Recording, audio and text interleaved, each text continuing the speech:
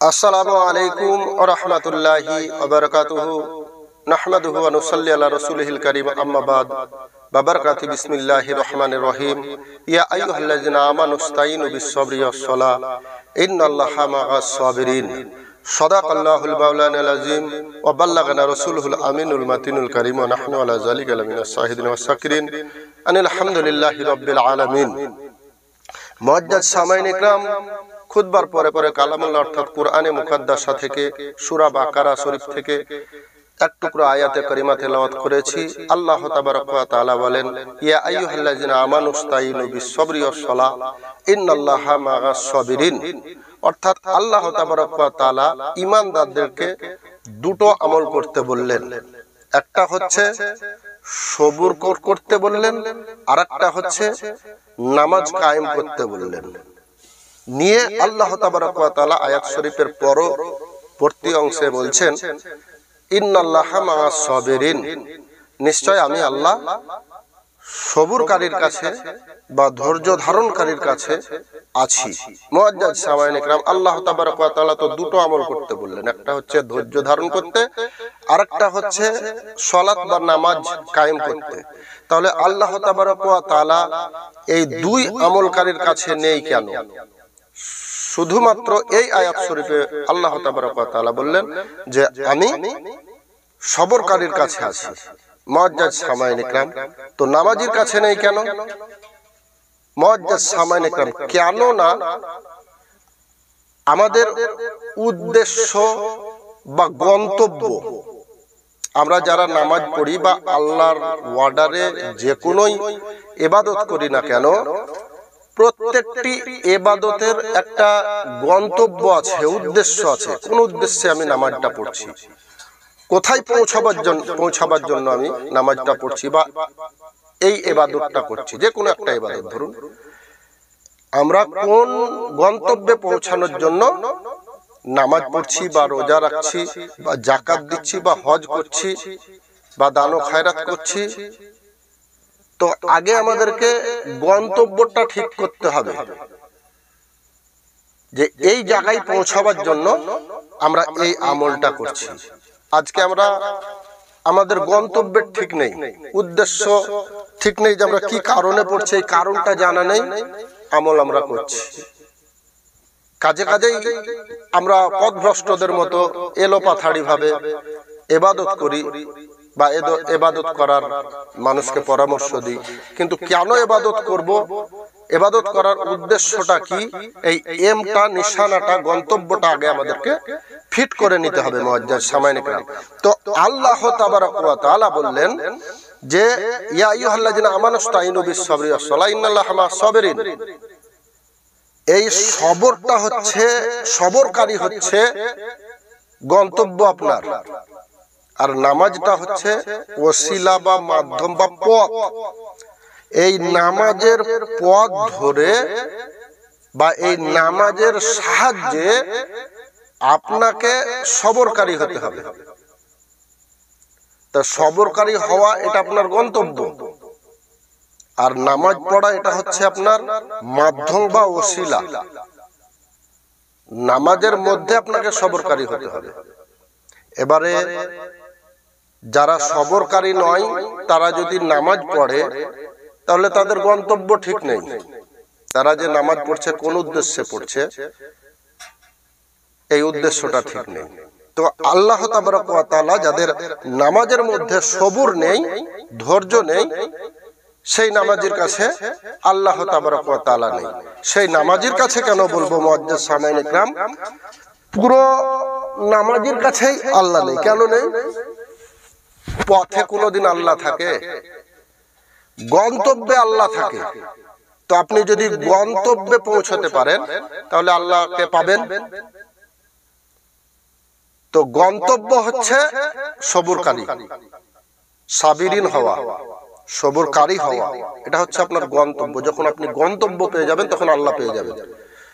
আর নামাজের কাজটা হচ্ছে আল্লাহর কাছ অবধি পৌঁছে যাওয়ার একটা রাস্তা বা ওসিলা বা মাধ্যম। নামাজের গুরুত্ব নেই এমন কথা নয়, আপনি যদি রাস্তা না ধরেন, আপনি যদি কি বলবো, যার মাধ্যম দিয়ে আল্লাহকে পাওয়া যাবে, এই মাধ্যমটা যদি আপনার কাছে না থাকে, তাহলেও কিন্তু আল্লাহর কাছ অবধি পৌঁছাবার রাস্তা নেই। এটা হচ্ছে নামাজ হচ্ছে রাস্তা আল্লাহর কাছ অবধি পৌঁছানোর জন্য, কিন্তু সবর হচ্ছে গন্তব্য। ঠিক তেমন করে আল্লাহ তাবারক ওয়া তাআলা বলছেন, আল্লাহ কার কাছে আছেন? আল্লাহর যে ৯৯টি নাম আছে, এই ৯৯ নামগুলো হচ্ছে আল্লাহর সিফাতি নাম। সিফাতি মানে কি বুঝবো? গুণবাচক নাম। যেমন আল্লাহ রহমান, দয়ালু। তাহলে যে কোনো ইবাদতের মাধ্যম দিয়ে আপনার গন্তব্য হতে হবে আপনি দয়ালু হবেন, মানে আল্লাহর সিফাত আপনি অর্জন করবেন। আর যখন আল্লাহর সিফাত আপনি অর্জন করে নেবেন, তখন ইনশাআল্লাহ তাবারক ওয়া তাআলা আপনি আল্লাহকে পেয়ে যাবেন। আর আপনি হবেন তখন আল্লাহ তাবারক ওয়া তাআলার সিফাতি রূপ। তা এর মাধ্যমে এটা অর্জন করার রাস্তা কি? সে রাস্তা হবে আপনার নামাজ, রাস্তা হবে রোজা, রাস্তা হবে হজ, রাস্তা হবে যাকাত, রাস্তা হবে দান, রাস্তা হবে মানুষকে ভালোবাসা, মানুষের সুবিধা কামনা করে দেওয়া। এগুলো হচ্ছে রাস্তা। তো আমল হচ্ছে রাস্তা, আর যার কারণে আমল, সেটা হচ্ছে উদ্দেশ্য। তো আমাদের উদ্দেশ্য হতে হবে সবরকারী হবে। সবরকারী যখন আপনি হবেন, আল্লাহকে পেয়ে যাবেন, কেননা আল্লাহ নিজেই সবরকারী। আল্লাহ মুমিন। আপনাকে এই নামাজের মধ্য দিয়ে, যাবতীয় ইবাদতের মধ্য দিয়ে আপনাকে মুমিন হতে হবে। মুমিন যখন আপনি হয়ে যাবেন, তখন আপনি আল্লাহর সিফাত, আপনি আল্লাহর গুণবাচক নাম আপনার প্রতি অ্যাকসেপ্টেড হবে। আল্লাহ হাফিজ, আল্লাহ হেফাজতকারী। হেফাজতকারী আমরা সাধারণত বুঝি যে হাফিজ মানে হচ্ছে যারা কুরআন মুখস্থ করে, তাদেরকে হাফিজ বলা হয়। অবশ্যই তাদেরকে হাফিজ বলা হয়, কিন্তু এখানে এর আরো নিগুড় গভীরতা আছে। সেটা হচ্ছে যে মুখস্থ করলে হবে না, এই কুরআনের হেফাজত করতে হবে। কিভাবে হেফাজত করতে হবে? সেটা হচ্ছে যে এটা মানুষের, প্রত্যেক মানুষের অন্তরে যাতে জায়গা পায়, বা জায়গা করে দেওয়ার পারপাসে কাজ করা। বা এই কোরআনকে যদি কেউ খণ্ডন করতে চায়, বা কোরআনের কি বলবো উল্টো আমল করতে চায়, তাহলে ওইগুলোকে প্রতিরোধ করে কোরআন মতো আমল করার, বা কোরআনকে হেফাজতে রাখার, কোরআনের অবমাননা না হওয়া, এর পারপাসে কাজ করা, এটা হচ্ছে হাফিজ। তো মুআজ্জাজ সামাইন ইকরাম, এটা করতে গেলে কোরআন তো মুখস্থ থাকতে হবে বা জানতে হবে, এটা আলাদা জিনিস।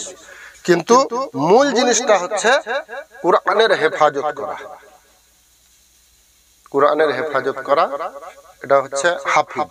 তো আল্লাহ কোরআনের হেফাজত করার দায়িত্ব স্বয়ং নিজেই নিয়ে নিয়েছেন, যে এই কোরআনের একটা অক্ষরও কেউ পরিবর্তন করতে পারবে না। কেন পারবে না? আল্লাহ বলছেন যে আমি নিজেই এর হেফাজতকারী। তো আল্লাহ তো হেফাজতকারী বটেই, তিনি জাতি রূপে কোরআন পাকের হেফাজতকারী। কিন্তু যারা হাফিজ, তারা হচ্ছে সিফাতি রূপে এই কোরআন পাকের হেফাজত করবে তারা। তাহলে এটা আল্লাহর সিফাত, সে ব্যক্তি বা সে জনা গ্রহণ করবে, অর্জন করবে। তো অর্জন যখন হয়ে গেল, সে গন্তব্যে পৌঁছে গেল। এবারে এই কোরআনকে হেফাজত করার জন্য যে আমলগুলো প্রয়োজন, যে কার্যকলাপগুলো প্রয়োজন, এই আমলগুলো হচ্ছে কোরআনকে হেফাজত করার উদ্দেশ্যে। তাহলে যে উদ্দেশ্য আপনি পেয়ে যাবেন, মঞ্জিল যখন পেয়ে যাবেন, গন্তব্য যখন পেয়ে যাবেন, তখন আল্লাহকে পেয়ে যাবেন। তো আল্লাহ যে এখানে বলছেন যে আমি সবরকারীর কাছে আছি, নামাজের কাছে নেই, তার মানে কি? নামাজ রাস্তা, নামাজ মাধ্যম। মাধ্যমে আল্লাহ তাবারক ওয়া তাআলা থাকবেন কি করে? মাধ্যম দিয়ে আল্লাহকে পেতে হবে। কিন্তু যে জায়গায় আপনার গন্তব্য, এই গন্তব্যে আপনাকে পৌঁছাতে হবে এই নামাজ রোজা এই আমলের মধ্য দিয়ে। তাহলে আল্লাহ তাবারক ওয়া তাআলা রোজা আপনার আমার জন্য ফরজ করেছেন। রোজার কাজ নেই, অবশ্যই রোজা যেমন নামাজ ফরজ, রোজাও ফরজ, মুআজ্জাজ সামানে কিরাম, কিন্তু রোজাদারের কাছে আল্লাহ তাবারক ওয়া তাআলা থাকেন না। এবারে রোজাটা আমরা কোন কোন উদ্দেশ্যে পালন করি? ইয়া আইয়ুহাল্লাযিনা আমানু কুতিবা আলাইকুমুস সিয়াম কামা কুতিবা আলাল্লাযিনা মিন ক্বাবলিকুম লাআল্লাকুম তাত্তাকুন। আল্লাহ বলছেন আমি ঈমানদারদের জন্য রোজাকে ফরজ করে দিয়েছি যাতে করে তারা পরহেজগারি অবলম্বন করতে পারে। পরহেজগার মানে কি? পরহেজগার মানে হচ্ছে যে হারাম হালাল, ভালো মন্দ এইসব বাছাইকারী, যাচাই বাছাই করে আপনি আল্লাহর পছন্দের খাবার খেলেন বা কথা বললেন বা পথে চললেন পরহেজ করে, মানে বাছাই করে। তো এই বাছাইকারীকে বলা হয় পরহেজগার। তো এই বাছাইকারী পরহেজগার হওয়ার জন্য আল্লাহ তাবারক ওয়া তাআলা মানুষকে পরহেজগার করার জন্য তাদের উপরে রোজা ফরজ করেছেন। এবারে অনেক রোজাদার আমরা দেখতে পাই যারা রোজা তো রাখেন, 30 খানা রোজা রাখলেন, কিন্তু তারা বাছাই করেন না, পরহেজ করেন না। রমজান মাস চলে গেল, তারা কি আরম্ভ করলো? আবার হারাম খেতে আরম্ভ করলো, আবার হারাম পথে চলতে আরম্ভ করলো। তাহলে এই সব ধরনের রোজাদাররা হচ্ছে তাদের যে গন্তব্য, এই গন্তব্যবিহীন রোজাদার।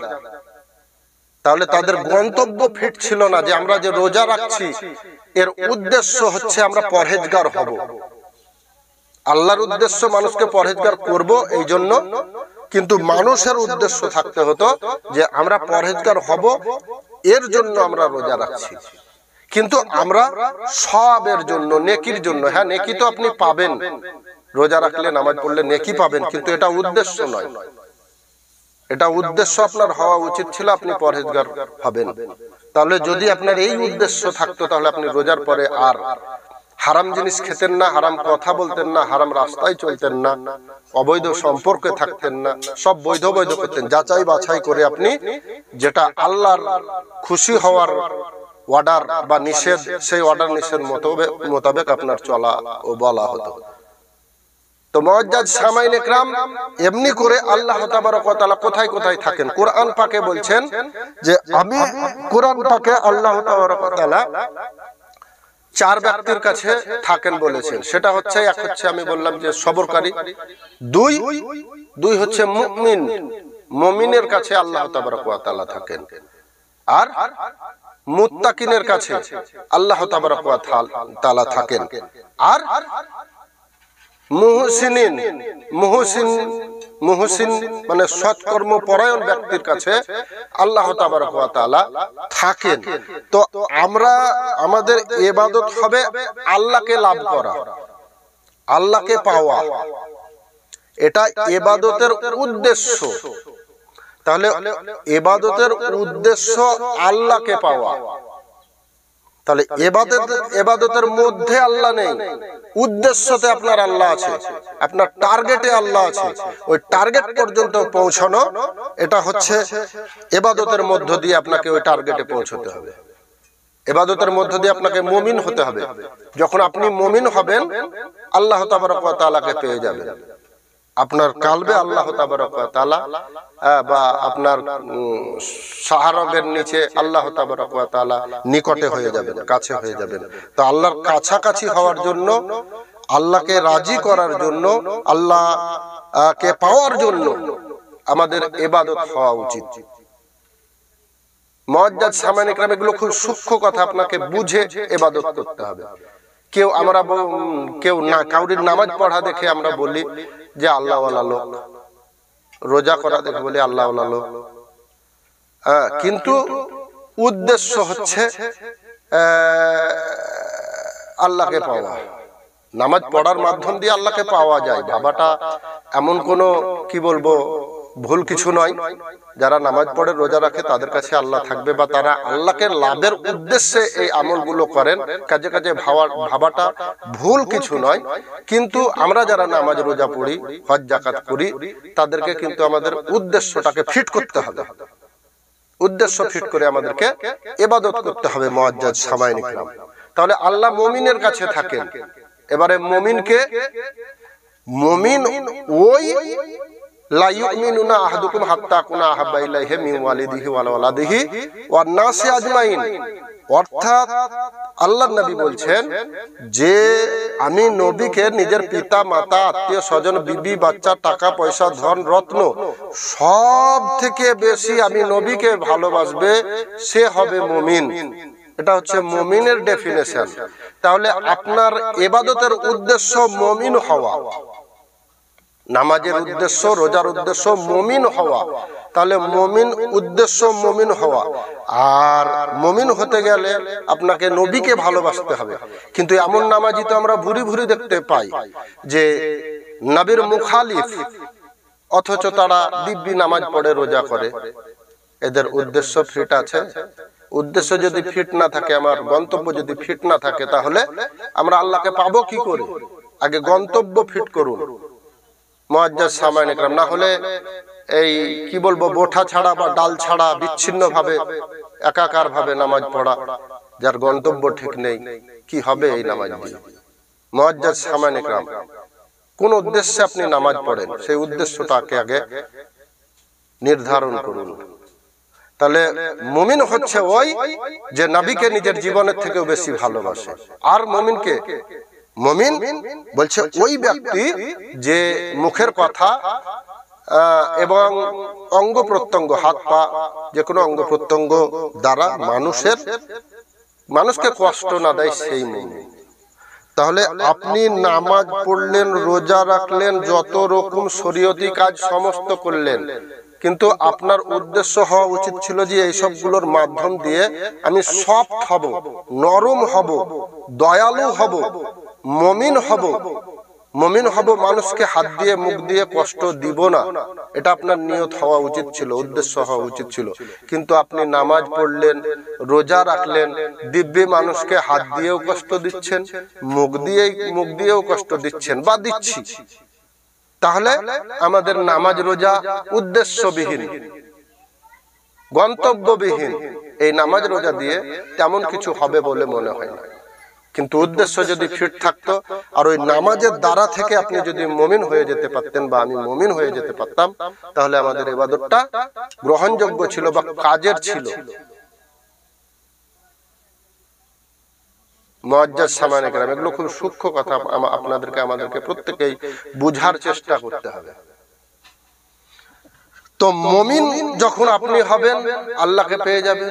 আর এটাই উদ্দেশ্য ছিল আপনার আল্লাহ পাওয়া, নামাজের বা যে কোনো ইবাদতের। তাহলে আল্লাহকে পেতে গেলে কিছু কিছু জিনিস বর্জন করতে হবে, যেমন শয়তান বর্জন করতে হবে। শয়তান এতই গুরুত্বপূর্ণ জিনিস যে আপনি আউযু বিল্লাহি মিনাশ শাইতানির রাজিম, বিসমিল্লাহির রহমানির রহিম,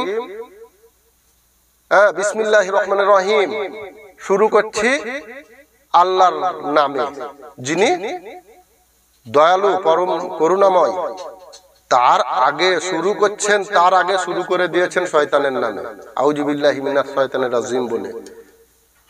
তাহলে আগে কি? আগে ফাঁকা করতে হবে আপনাকে খারাপি থেকে, শয়তানি থেকে, শয়তান থেকে আগে নিজেকে ফাঁকা করতে হবে। লা ইলাহা ইল্লাল্লাহ মুহাম্মাদুর রাসূলুল্লাহ, অর্থাৎ আগে লা করতে হবে, নাই করতে হবে। কি থেকে নাই করতে হবে? নিজেকে শয়তান থেকে, শয়তানি থেকে আগে নাই করতে হবে, তারপরে লা ইলাহা ইল্লাল্লাহ। আপনি যে আপনার মধ্যে যে মাবুদগুলোকে পুষে রেখেছেন উপাসক হিসাবে, সেই মাবুদগুলো কি? আমার অহংকার, সেটা হচ্ছে আমিত্ব, খুদ পছন্দি, আমি সব থেকে ভালো। শয়তান, মুআজ্জাজ সামাইন ইকরাম, এই শয়তানের কথা মতো চললে হবে না, শয়তানের কথা মতো চললে হবে না। আর এই শয়তান আপনারই ভিতরে আছে, বাইরে কোথাও নেই। কেন বাইরে থাকবে? আল্লাহ তাবারক ওয়া তাআলা বলছেন ইন্নাস শাইতানা লিল ইনসানি আদুউম মুবিন, আর বিন শারিল ওয়াসওয়াসিল খান্নাস আল্লাযী ফি সুদুরিন নাস মিনাল জিন্নাতি ওয়ান নাস, জিন এবং মানুষের অন্তরেই শয়তান ওয়াসওয়াসা দিতে থাকে, আর বাইরে কোথাও থাকে না। কেন? বাইরে আপনি মাটি বলুন, পৃথিবী বলুন, পৃথিবী সবগুলো তৌহিদে বাস করে। মাটিকে কেউ ওয়াসওয়াসা দিয়ে মাটির যে গুণবাচক দিন যা বা মাটির যা ধর্ম, এই ধর্ম থেকে আলাদা করতে পারবে না। কেন? সে তৌহিদে বাস করে, আল্লাহ তাবারক ওয়া তাআলার একত্বে বাস করে। হাওয়া আল্লাহর একত্বে বাস করে, পানি আল্লাহর একত্বে বাস করে। পানিকে কেউ ওয়াসওয়াসা দিয়ে পানির গুণ থেকে পানিকে আলাদা করতে পারবে না বা পথভ্রষ্ট করতে পারবে না। পানিকে, মাটিকে, হাওয়াকে, কোনো কিছুকেই পারবে না। শুধু মিনাল জিন্নাতি ওয়ান নাস, মানুষকে এবং জিনকে পারবে। মুআজ্জাজ সামাইন ইকরাম, তাহলে শয়তান জিন এবং মানুষের ভিতরে আছে। আগে একে তাড়িয়ে দিন, লা করুন, লা ইলাহা ইল্লাল্লাহ, আগে লা করে দিন, সমস্ত কিছুকে লা করে দিন, তারপরে মাবুদকে নিয়ে আসুন। বোঝা যাচ্ছে কথাগুলো? যতক্ষণ পর্যন্ত না আপনি নিজের মধ্যে শয়তান বা শয়তানের গুণ, সিফাত, এই সিফাতগুলো রাখবেন, ততক্ষণ পর্যন্ত না আপনি গন্তব্যে পৌঁছতে পারবেন না। তো আমরা আগে নিজেদের মধ্য থেকে শয়তান না তাড়িয়ে আমরা রোজা রাখি, নামাজ করি, যাকাত করি। এর উদ্দেশ্য কি থাকে পেছনে? লোক আমাকে নামাজি বলবে, লোক আমাকে দানি বলবে, আমি এত এত টাকা দান করলাম, খাসি বা এত বড় উট বা দুম্বা আমি কুরবানি দিলাম এত টাকা দামের, আমার একটা সমাজের নাম হবে। আপনার এখানে উদ্দেশ্য হওয়া উচিত ছিল যে আল্লাহ খুশি হবে, কিন্তু আপনি দুনিয়াবি উদ্দেশ্য আপনি ফিট করে দিয়েছেন। এখানে মানুষ আপনাকে সব থেকে দানি বলবে, সব থেকে কুরবানকারী বলবে, এই উদ্দেশ্য। তাহলে আপনার এই উদ্দেশ্য তো আল্লাহর কাছে পৌঁছাবার নয়, বা আল্লাহর উদ্দেশ্য, আল্লাহকে পাওয়ার জন্য উদ্দেশ্য নয়। তাহলে আপনি পাবেন কি করে? তাহলে আগে উদ্দেশ্য ফিট করতে হবে, এম ফিট করতে হবে, নিশান ঠিক রাখতে হবে, তারপরে পথ চলতে হবে। আগে গন্তব্য ঠিক করতে হবে, তারপরে পথ চলতে হবে। মুআজ্জাজ সামাইন ইকরাম, তাহলে নিজেকে শয়তান থেকে আত্মসমর্পণকারী হয়ে, আল্লাহর কাছে আত্মসমর্পণকারী হয়ে আপনাকে যাবতীয় ইবাদত করতে হবে। আল্লাহর কাছে সারেন্ডার হয়ে লাব্বাইক লাব্বাইক, আমি উপস্থিত। কিভাবে উপস্থিত? শারীরিক ভাবে আপনি ভারতবর্ষ থেকে বা পাকিস্তান থেকে বা চীন থেকে বা বাংলাদেশ থেকে শারীরিক ভাবে হজ করতে গেছেন, আপনি নিয়ে বলছেন লাব্বাইক ইয়া রাসূলুল্লাহ, লাব্বাইক আল্লাহুম্মা লাকা লাব্বাইক, ইন্নাল হামদা ওয়ান নিয়ামাতা লা শারীকা লা। আমি উপস্থিত আল্লাহ। শারীরিক ভাবে শুধু উপস্থিত হলে হবে না, আপনাকে মন ও মানসিকতা, সমস্ত কিছু, নিয়ত, সবকে আপনাকে আল্লাহর কাছে উপস্থিত করতে হবে। আল্লাহর কাছে উপস্থিত করতে হবে মানে কি? আল্লাহ তাবারক ওয়া তাআলার অর্ডারের কাছে এবং নিষেধের কাছে নিজেকে প্রতীয়মান রাখতে হবে। এটা হচ্ছে আল্লাহর কাছে উদ্দেশ্য থাকা, আল্লাহর কাছে হাজির থাকা, নবীর কাছে, নবীর কি বলবো, অর্ডারের কাছে বা নবীর দেখিয়ে দেওয়া পথের কাছে আপনাকে দণ্ডায়মান থাকতে হবে, অবিচল থাকতে হবে। আপনাকে সে জায়গায় কায়েম থাকতে হবে, দাঁড়িয়ে থাকতে হবে। এটা হচ্ছে লাব্বাইক ইয়া রাসূলুল্লাহ। তো মুআজ্জাজ সামাইন ইকরাম, তাহলে বোঝা গেল যে প্রত্যেকটি ইবাদত আল্লাহর কাছ অবধি বা আল্লাহকে পাওয়ার একটা রাস্তা বা মাধ্যম। এই রাস্তা অতিক্রম করে আমাদেরকে আল্লাহকে পেতে হবে, গন্তব্যে যেতে হবে। তাহলে গন্তব্যে আল্লাহ আছেন, ইবাদতের মধ্য দিয়ে, রাস্তার মধ্য দিয়ে আল্লাহ তাবারক ওয়া তাআলা নেই, গন্তব্যে আল্লাহ আছে। তো এই গন্তব্য আমাদেরকে আগে ফিট করে যে কোনো ইবাদত করা উচিত। আর এই গন্তব্যটা আমাদেরকে ফিট করতে হবে শুধু মৌখিক ভাবে নয়, মন ও মানসিকতা দুটোই। মন, মানসিকতা, নিয়ত একদম শুদ্ধ, 100% শুদ্ধ থাকতে হবে। মুআজ্জাজ সামাইন ইকরাম, তো আমি পড়েছিলাম ইয়া আইয়ুহাল্লাযিনা আমানুস্তাইনু বিস-সাবরি ওয়াস-সালাহ ইন্নাল্লাহা মা'আস সাবিরিন। আল্লাহ তাবারক ওয়া তাআলা কোরআনে যে বলছেন, এখানে তো একটু শুনতে কেমন কেমন লাগার মতো ব্যাপার যে এটা কি ধরনের হলো। আল্লাহ তাবারক ওয়া তাআলা বললেন যে নামাজ আর সবুর দুটো ইবাদত করতে বললেন। তার নামাজ এত বড় একটা ইবাদত, এত কষ্টের ইবাদত, কিন্তু এই নামাজের মধ্যে আল্লাহ নেই কেন? সবরকারীর মধ্যে আল্লাহ আছে কেন?